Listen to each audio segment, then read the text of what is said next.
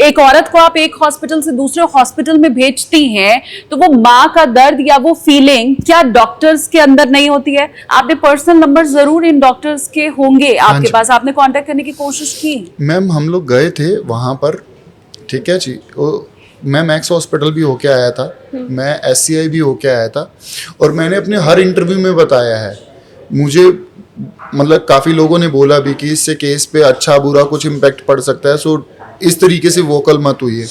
लेकिन मैम जो आप बीती है मैंने वही बताई है। अगर मैक्स हॉस्पिटल ने हमारी प्रॉब्लम को उस दिन समझा था, उन्होंने हमें शांत करवाया था, उन्होंने शांत इन द सेंस कि उन्होंने सांत्वना दी हम लोगों को, उन्होंने सारे सबसे पहले उस चीज़ को पेन डाउन करवाया कि आप हमें ईमेल कीजिए, हम इसकी इंक्वायरी शुरू करते हैं, ठीक है, और जब भी पुलिस इंक्वायरी आएगी हम लोग पेपर्स के साथ रेडी रहेंगे, और हमें अपने सारे ओरिजिनल डॉक्यूमेंट्स दे दिए गए, जो भी पेंडेंसी थी सब हमारे साथ क्लियर कर दी गई।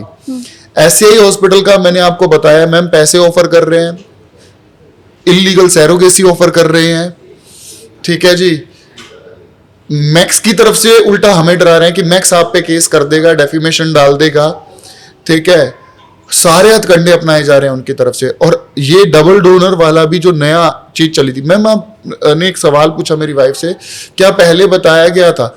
मैम बिलीव कीजिए, जो ये डबल डोनर वाली स्टोरी आई है, हाँ। ये पुलिस कंप्लेन करने के बाद पिक्चर में आई है मैम, क्योंकि उसका रीजन है मैम। क्या है ये डबल डोनर? उन्होंने क्योंकि हमारा ट्रीटमेंट तो हमारे गायमाइट से ही हुआ था, हाँ। मेरा सीमेन कलेक्ट किया गया था, मेरी वाइफ के एग्स कलेक्ट किए गए थे, उन्हीं से ही 5 एम्ब्रियो बनी थी मैम। 3 एम्ब्रियो जो ट्रांसफर की गई थी वो हमारी ट्रांसफर की गई थी। जो अब ये जो मैं कह रहा था ना, आप केस समझिए, डॉक्टर मनप्रीत से जब फोन पे बात होती है, जब उनका कन्फेशन मेरे पास है कि राहुल वो एम्ब्रियोज आप ही की थी जो आपको ट्रांसफर की गई है, और उनका मैनेजर कहता है कि जिस लड़की को हमने आपकी एम्ब्रियो ट्रांसफर कर दी है उसने कंसीव नहीं किया। तो सेम हॉस्पिटल के 2 लोग 2 बात कर रहे हैं। अगर तो मैं डॉक्टर मनप्रीत की बात करूं, अगर डॉक्टर मनप्रीत की बात करता, उनकी बात को मान लेता हूं मैं, तो फिर मेरे बच्चे मैक्स हॉस्पिटल में चेंज हुए हैं, अगर हमारी गारमेंट से ट्रीटमेंट हुआ है, क्योंकि फिर DNA मैच तो होना चाहिए। लेकिन अगर मैनेजर की बात करता हूं तो फिर SCI में गड़बड़ हुई है। मैं क्यों आज तक कह रहा हूं कि आप किसी भी पार्टी को रूल आउट नहीं कर सकते जब तक इन्वेस्टिगेशन ना हो जाए। आप इन्वेस्टिगेशन कीजिए, क्योंकि मुझे नहीं पता, अगर 0.1% भी अगर डाउट है तो आप प्लीज, मैम एक बहुत सिंपल सा तरीका था। अभी आपने अमेरिका में एक कपल का केस देखा है मैम, विद इन 4 मंथ वो केस सॉर्ट आउट हो चुका है। क्या वहां पर अथॉरिटीज नहीं होंगी मैम? वहां पर तो सिंगल अथॉरिटी है जहां तक मेरी नॉलेज है मैम। यहाँ पर NCW है, यहाँ पर पुलिस है, यहाँ पर ART डिपार्टमेंट है, यहाँ पर हेल्थ मिनिस्ट्री है, यहाँ पर चाइल्ड वेलफेयर एसोसिएशन है, यहाँ पर ऐसी मल्टीपल वो है, ठीक है, जो मतलब अथॉरिटीज अपना नाम करके बैठी हुई कि हाँ जी हम लोग हैं। मैम कोई भी नहीं है, कोई भी काम करके राजी नहीं है आपका, किसी को कुछ फर्क। मैम एक सिंपल सा चीज थी कि जिस दिन मैं पुलिस के पास कंप्लेन लेके गया, हाँ।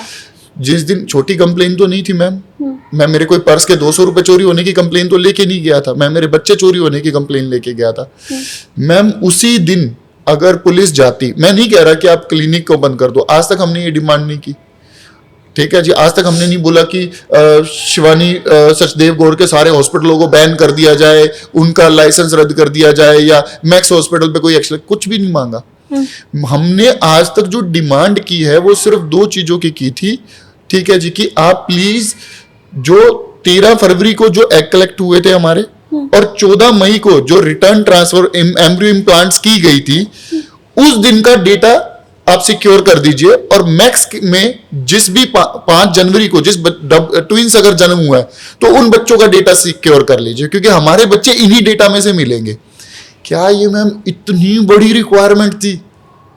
आपको लॉ के हिसाब से उनके खिलाफ जो करना था करते रहो, हमें कोई प्रॉब्लम नहीं है, ठीक है जी। एक दिन आप हमें भी दोषी बना के खड़े कर दोगे, हमें कोई प्रॉब्लम नहीं है, कर देना। और यही होगा मैम, आप देख लेना ये लोग क्या करेंगे। 6 महीने से जो टाइम दिए जा रहे हैं, ठीक है जी, 17 जनवरी को पहली कंप्लेन की गई थी, आज 20 जून हो गया, 6 महीने हो चुके हैं मैम, ठीक है जी, किसी पे कोई कार्रवाई नहीं की जा रही मैम। अभी तक हम कह रहे हैं कि प्लीज हमारे डॉक्यूमेंट प्रिजर्व कीजिए मैम। जो हमारा IVF ट्रीटमेंट हुआ था सिर्फ उसके डॉक्यूमेंट प्रिजर्व किए गए हैं।